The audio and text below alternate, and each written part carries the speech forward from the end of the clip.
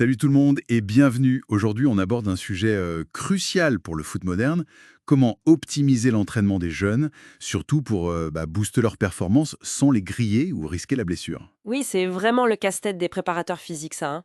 On entend beaucoup parler de surcharge excentrique, l'EET. Exactement, avec ces machines à volant d'inertie, et puis les jeux réduits, les SSG, ce qui sont partout à l'entraînement. C'est ça? Mais la question c'est, qu'est-ce qui se passe vraiment si on ajoute une dose d'EET chaque semaine? Est-ce que ça change la donne pendant ces fameux SSG?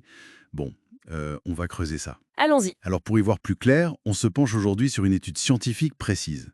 Elle s'appelle Impact of Weekly Eccentric Overload Training on Locomotor and Mechanical Performance in Youth Soccer Players. Une étude de Vicente de Dios Alvarez, oui, publiée dans le Journal of Sport Science and Medicine pour l'année 2025, volume 24. C'est ça. Et notre objectif, c'est de décortiquer les résultats clés et de voir ce que ça implique concrètement sur le terrain, quoi. Exactement. Alors, pour le contexte, il faut savoir que l'EOT, c'est de plus en plus populaire, notamment pour la prévention, on pense aux ischios, Ah oui, les fameux ischios. voilà, et aussi pour améliorer la force, le sprint, les changements de direction. Et de l'autre côté, on a les SSG, les jeux réduits, qui sont la base pour le travail technique, tactique et bien sûr physique spécifique au foot. Donc l'étude pose une question assez directe finalement. Oui, est-ce qu'ajouter une seule séance EOT par semaine va influencer la façon dont les jeunes joueurs bougent pendant ces jeux?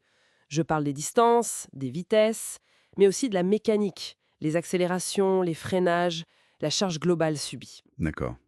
Et comment ils ont fait ça, concrètement? Alors, ils ont suivi 22 joueurs U19 d'un club élite pendant 8 semaines. C'était une étude contrôlée, mais non randomisée, faut le préciser. Mhm. 9 joueurs ont formé le groupe EOT. Eux, ils ajoutaient une séance par semaine avec 5 exos sur flywheel, squat, fente, ischio, le classique. Ok. Et les 13 autres formaient le groupe contrôle, avec l'entraînement habituel. Ensuite, ils ont analysé, attention, plus de 1100 enregistrements individuels pendant différents SSG. Ah oui, quand même. Oui, grâce aux données GPS pour mesurer toutes ces variables locomotrices et mécaniques. Bon, alors entrons dans le vif du sujet. Première question. Est-ce que ceux qui faisaient l'EET couraient moins ou différemment pendant ces jeux?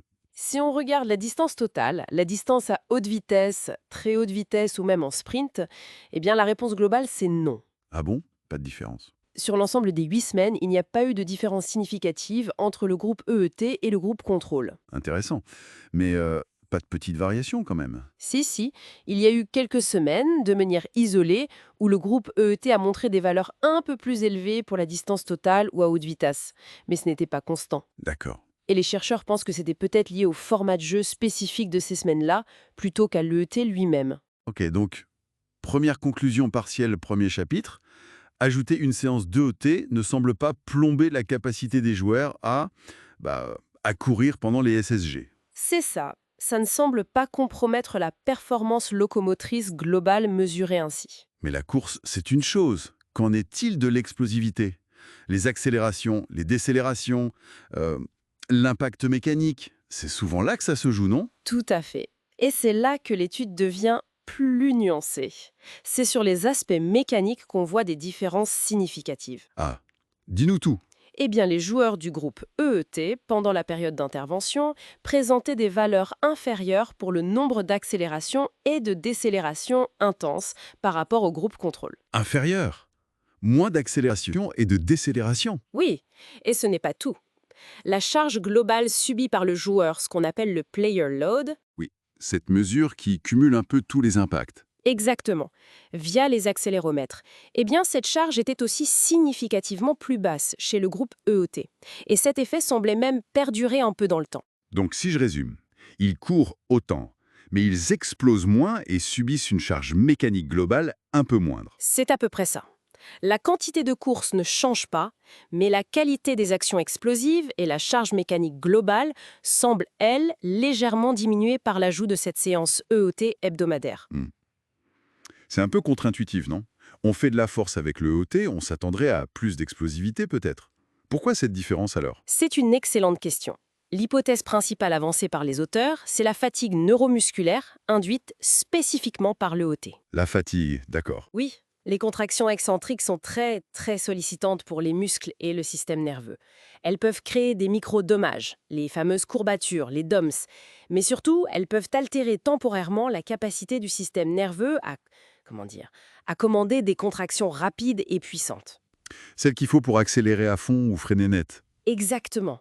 Le fameux cycle étirement-détente, qui est crucial pour l'explosivité, pourrait être moins efficace juste après ce type d'effort. Un peu comme quand on a les jambes lourdes le lendemain d'une grosse séance de muscu. C'est une bonne image. On peut toujours marcher, peut-être même courir à allure modérée, mais démarrer vite ou changer de direction brusquement, c'est plus dur. Je vois. Le EOT demande probablement un temps de récupération un peu plus long que d'autres formes d'entraînement. Et si cette fatigue, même légère, s'accumule sans récupération parfaite, Mhm. Elle se manifeste sur ces indicateurs mécaniques pendant les SSG qui suivent. voilà. Ces métriques, accélération, décélération, sont souvent considérées comme plus sensibles à la fatigue aiguë que la simple distance parcourue. D'accord, c'est logique. Donc, si on essaye de traduire ça pour les entraîneurs sur le terrain, cet entraînement EOT, qui est sûrement bon pour la prévention à long terme, pourrait avoir un petit coup immédiat sur l'explosivité visible pendant les séances de foot. C'est un peu l'idée, oui. L'étude suggère qu'intégrer une dose minimale de EOT, ici une séance par semaine, c'est faisable. Ça ne va pas nuire à la performance globale en termes de volume de course.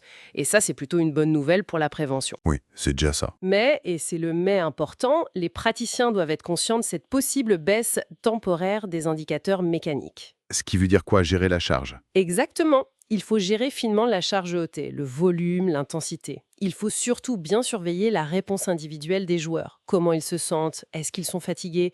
Comment est la qualité de leur mouvement? Et adapter la planification, j'imagine, surtout si un match approche. Tout à fait.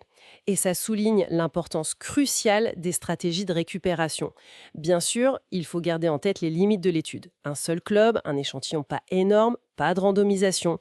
Ça demande confirmation. Bien sûr. Mais en synthèse rapide, le message clé serait: une séance de OT par semaine chez les jeunes élites, ça ne semble pas réduire leur capacité à courir en jeu réduit. C'est ça. Par contre, ça a été associé à une légère baisse des accélérations, des décélérations et de la charge mécanique globale. Probablement à cause d'une fatigue neuromusculaire résiduelle, oui. Ce qui nous amène à une réflexion intéressante, non?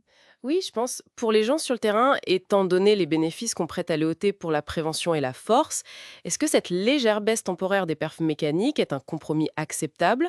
Est-ce qu'on peut le gérer? Ou est-ce qu'on peut faire mieux? Exactement. Est-ce que des stratégies de récup optimisées ou une planification encore plus fine de l'intégration de l'EOT pourraient permettre de prendre les bénéfices sans voir cet effet sur l'explosivité pendant les entraînements qui suivent? C'est une question ouverte. Une question passionnante. Pour celles et ceux qui voudraient vraiment creuser tous les détails, la méthodologie, les stats, On leur recommande vivement de lire l'article original de Dios Alvarez et ses collègues. absolument. Il est dans le Journal of Sports Science and Medicine, volume 24 pour 2025. Et bien sûr, n'oubliez pas de vous abonner et d'activer les notifications pour ne pas manquer nos prochaines explorations de la science du sport. Merci de nous avoir écoutés. À très bientôt.